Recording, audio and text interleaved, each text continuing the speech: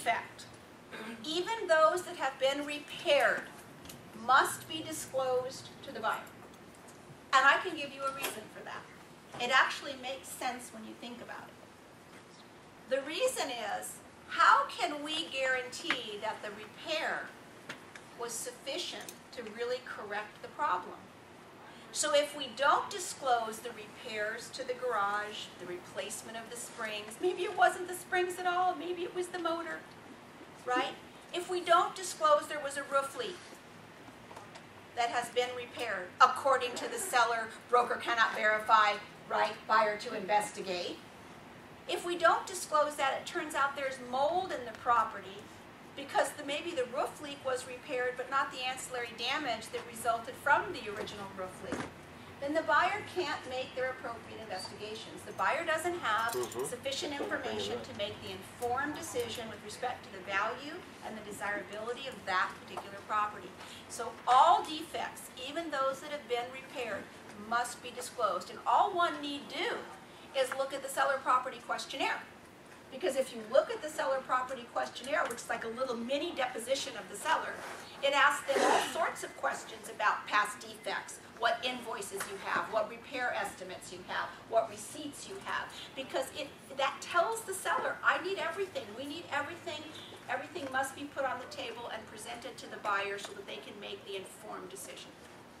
Is there a time limit on that? I mean, some people have been in their homes 20, 30 years. The time limit is this. The time limit is, if I know it, if I know it.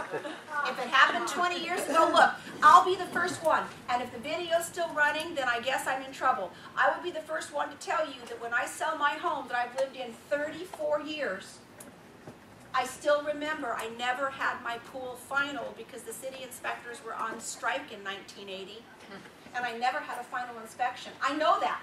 Wait, look into the camera. And I will disclose it, I promise. And I will, because I know it. Now, unless I become senile and I forget it, but then Jeff will play me the video and I'll remember, right? So it doesn't matter if it was 34 years ago. A buyer needs to know that that pool was not permitted, because I know it. Now, what if I didn't know? What if I hired a contractor, he took care of it, and he told me that it was permitted? Okay, well, that's a different story, but I know it didn't go through that process. So these are the things that sellers know or should know. If they don't know, they can't disclose it. Look, if you look at the language in the seller property questionnaire, and you look at the language in the TDS, it says, are you aware of? You can only be aware of what you are aware of. And that's why there's no unknown. Everyone always asks me, well, why isn't there an unknown column on the TDS on the SPQ? Because how can you not know if I'm aware? If the question is, are you aware of unknown? I don't know if I'm aware. You can't have an unknown, right? So I'm either aware or I'm unaware, correct? And that's all it's asking. So no time limit. No time limit.